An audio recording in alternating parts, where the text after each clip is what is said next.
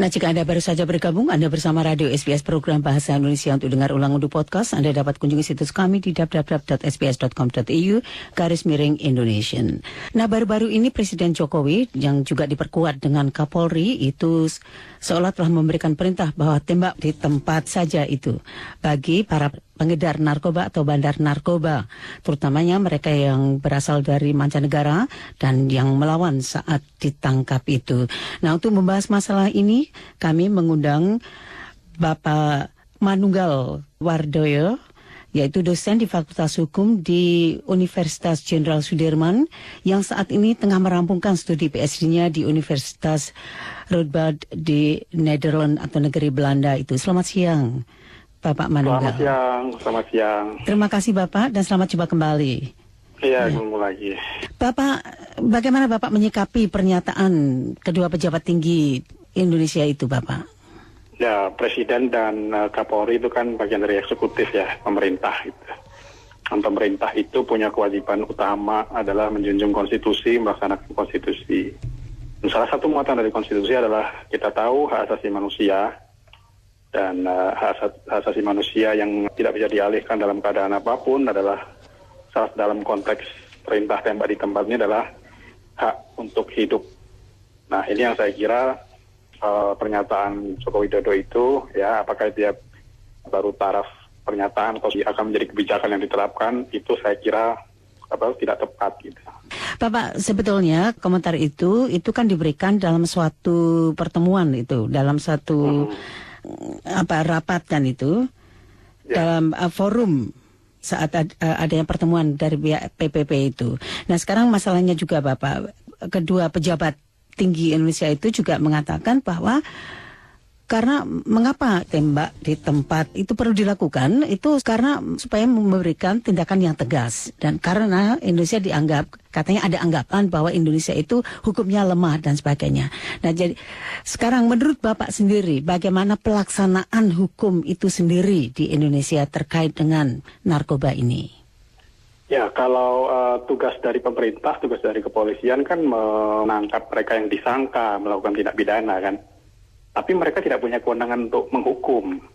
Itu yang harus diingat. Jadi kekuasaan mereka, kewenangan mereka itu adalah menghadirkan ke muka pengadilan.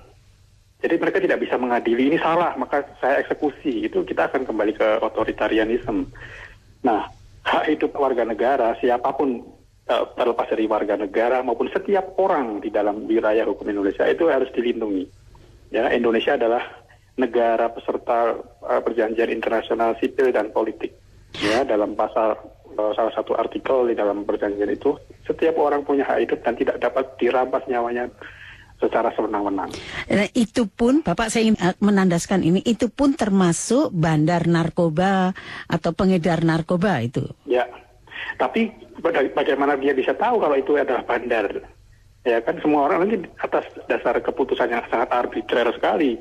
Saya sebagai penegak hukum itu bandar, saya berkeyakinan itu bandar. Padahal belum tentu dia bandar. Bagaimana kalau itu terjadi? Itu bisa terjadi.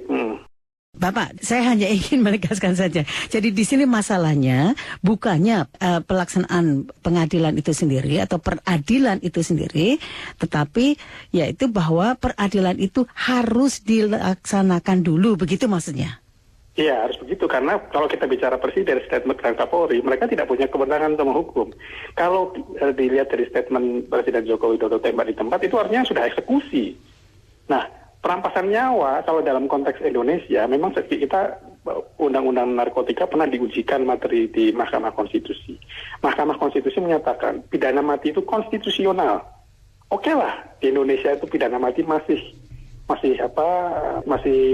sah, katakanlah secara konstitusi, tidak bertentangan dengan Undang-Undang Dasar 45. Akan tetapi di sini yang saya tegaskan, bukan kewenangan Presiden, bukan kewenangan Kapolri untuk menghabisi nyawa orang walaupun itu dianggap sebagai mengedar narkoba atau bandar dan apapun. Tugas mereka adalah menghadirkan di muka pengadilan, begitu. Jadi ini sekali lagi Bapak, pokok persoalannya yaitu adalah pemisahan kekuasaan antara eksekutif dan legislatif. Ya. Itu maksudnya. Yudisial, bukan legislatif ya. Yudisial itu tadi. Peradilan. Ya, peradilan. Itu maksudnya Bapak kan? Iya. Jadi yang ingin disuarakan di sini adalah bukannya penindakan tegasnya, tetapi adalah bagaimana penindakan tegas itu dilakukan. Ya, silahkan. Akan tetapi kalau tembak di tempat itu kan konotasinya rampasan nyawa kalau begitu. Awam akan berpikiran bahwa itu adalah perampasan nyawa, dan tembak di tempat itu kan untuk udah habisi aja begitu kan.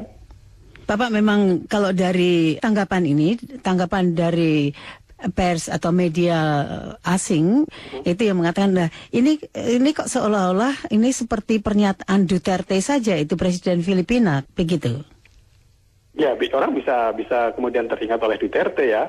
Oleh karena itulah sebenarnya kalau kita kembali, kalau saya berpikir kepada negara konstitusi, kita berdasarkan Undang-Undang Dasar 45, satu, kedua kita juga menjadi negara peserta perjanjian sipil dan politik, di mana kita terikat gitu.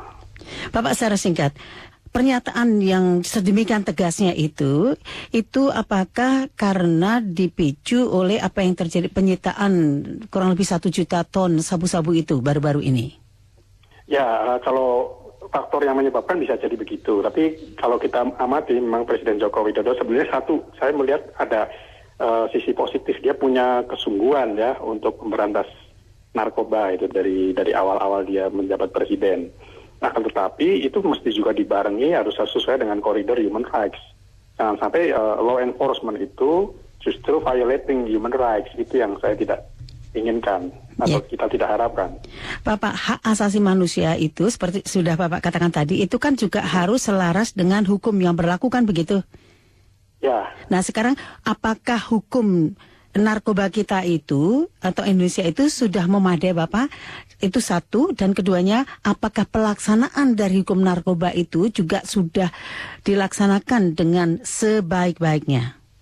Kalau memadai atau tidak, ya itu kan ranahnya Presiden dan DPR untuk merubah undang-undang atau mengevaluasi suatu undang-undang. Akan tetapi yang pasti undang-undang narkotika kita itu mengenal pidana mati. Jadi itu pidana yang dikenal sangat serius kan. Ketika seseorang sudah dipidana mati, dia tidak akan bisa kembali lagi, tidak ada revisi lagi. Misalnya ditemukan bukti baru, oh bukan ini pelakunya. Orang yang sudah dieksekusi mati sudah tidak akan bisa lagi dibangkitkan lagi.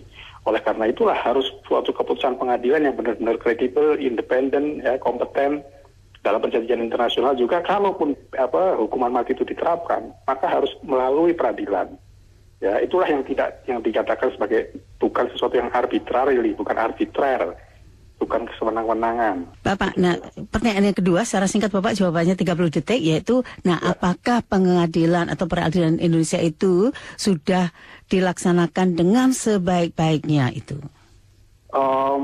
Kalau bicara gini, mungkin ada kasus per kasus ya, karena kita melihat peradilan itu juga ada dari pengadilan yang juga bermain ya dengan narkotika. Kita melihat selain peradilan, lembaga yudisial, ada juga penegak hukum yang kemarin-kemarin terbukti tertangkap bermain dengan barang bukti narkoba. Nah, itu juga adalah persoalan juga yang harus dibenahi ya. Tapi tidak kemudian menjadi pembenar, kemudian secara shortcut, ini habisi aja, ditembak mati aja biar selesai. Cepat perkaranya, nggak seperti itu. Kalau ada kerusakan dan sebagainya harus diperbaiki. Bapak Manunggal Wardaya, terima kasih sekali atas penjelasannya dan sampai jumpa di lain kesempatan, Bapak. Iya, sama-sama, terima kasih.